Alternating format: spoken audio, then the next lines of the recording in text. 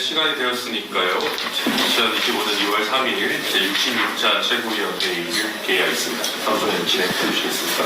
예, 먼저 천하람 당대표 권한대행님 말씀 있겠습니다. 네. 오늘 국민의힘 권영세 비상대책위원장과 권성동 원내대표가 윤석열 대통령을 개인적 차원에서 인간적 도리로 옥중 면회를 하겠다라고 합니다. 그렇게 인간적 도리 중요하게 생각하시는 분들이라면 국민들에 대한 인간적 도리는 과연 다 하고 계십니까?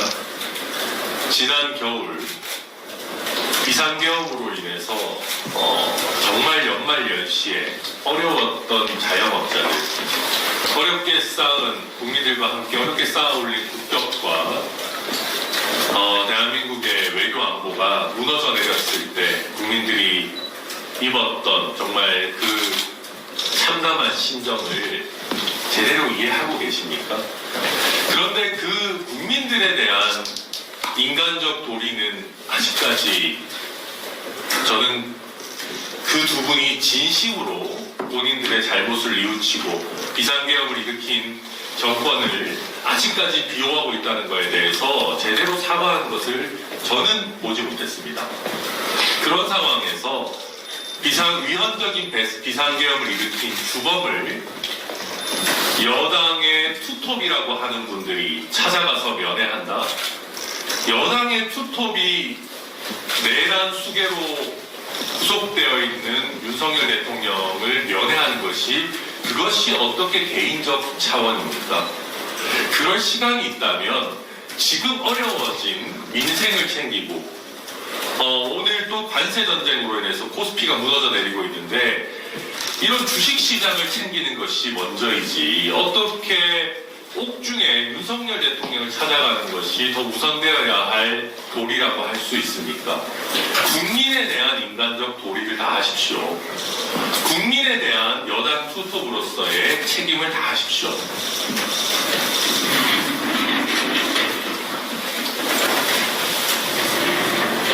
지금 우리 정치가 이런 식으로 국민은 안중에 놓고 자기를 진영 논리만 바라보면서 퇴행하고 있습니다.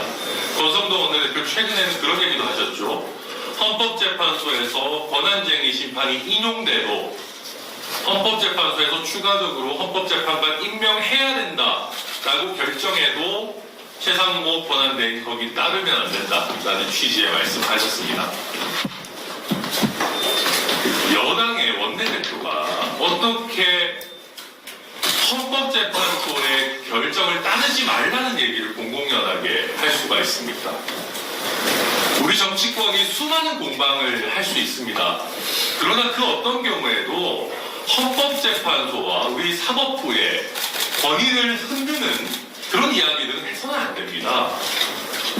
그러니까 심판의 권위를 이렇게까지 무시하면서 어떻게 대한민국을 운영해 나가고 한국 정치를 이끌어 나갈 수가 있겠습니까?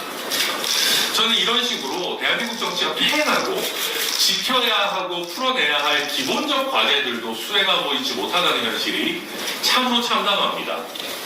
우리가 언제까지 헌법재판소를 존중해야 된다는 얘기를 귀중한 최고위원회 회의에서 하고 있어야 됩니까? 우리는 여기서 한 발 더 앞으로 나가야 됩니다. 여기에 대해서 우리가 과학기술에 대해서 얘기하고 네거티브 규제에 대해서 이야기하고 교육에 대해서 이야기하고 관세 전쟁을 우리가 어떻게 돌파해 나갈지를 이야기해야 됩니다. 이런 응용 문제들을 풀어도 시원찮을판에 초등학교 1학년도 풀 수 있을 만한 헌법재판소의 결정을 따라야 되느냐 말아야 되냐 하는 거 가지고 대한민국의 정당들이 토론을 벌이고 있다는 것이 굉장히 심란합니다. 그럼에도 불구하고 남들이 사법부를 폄하하고 때로는 당대표 방탄에 눈이 멀어서 또한 또 다른 차원에서 사법부를 존중하지 않을 때 저희 개혁신당은 최소한 사법부를 존중하면서 기본적인 게임의 룰을 지키면서 필요한 응용 과제들을 풀어나가겠습니다. 그래서 남들이 이미 위헌적 비상계엄을 일으켜서 구속되어 있는 대통령에 대한 인간적 도리를 운운할 때 저희 개혁신당은 국민에 대한 인간적 도리를 지키는 그런 정당이 되겠습니다. 이상입니다.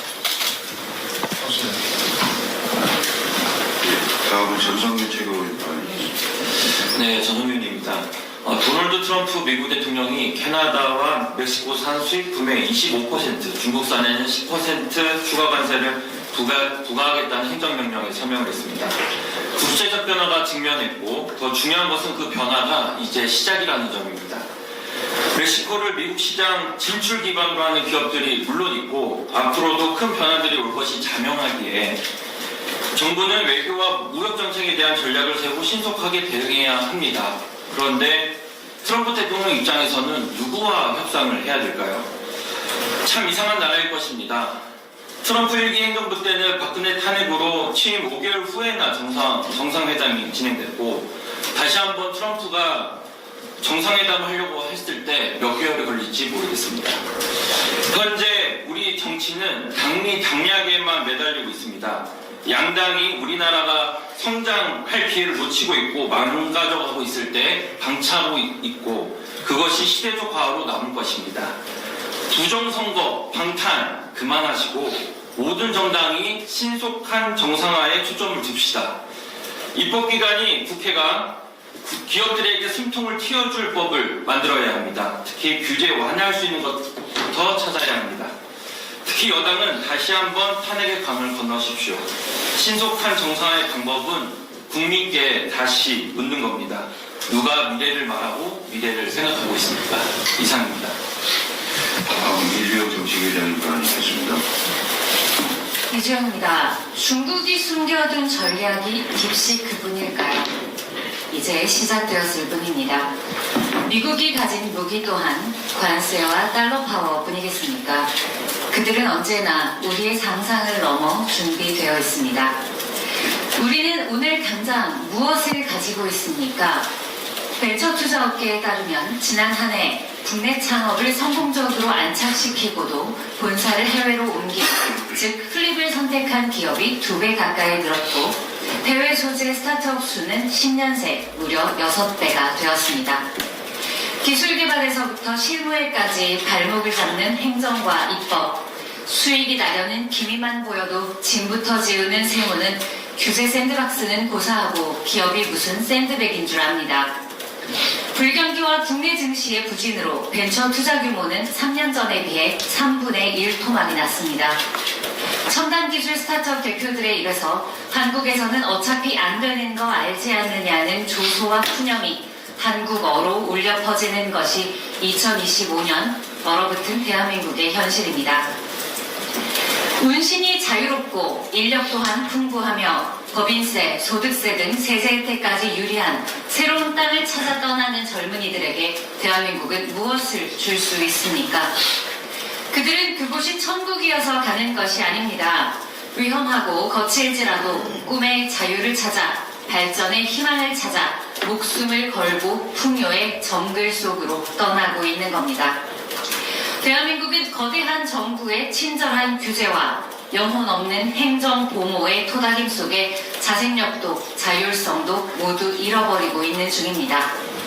새롭게 시작해야 합니다. 과학을 알고 기업을 이해하고 국제 정세를 활용함으로써 오늘 개인의 더 큰 자율과 책임을 쥐어주고 국가는 앞서 내일을 준비해야 합니다. 인재를 제대로 양성하고 그들이 스스로 신나서 일하게 합시다. 기업의 자생력을 믿고 그로 인한 부강을 국민이 함께 누립시다.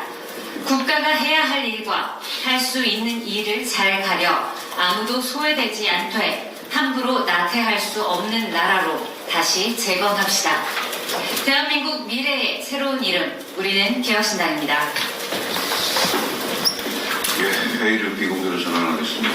언론 여러분 협조 부탁드리겠습니다.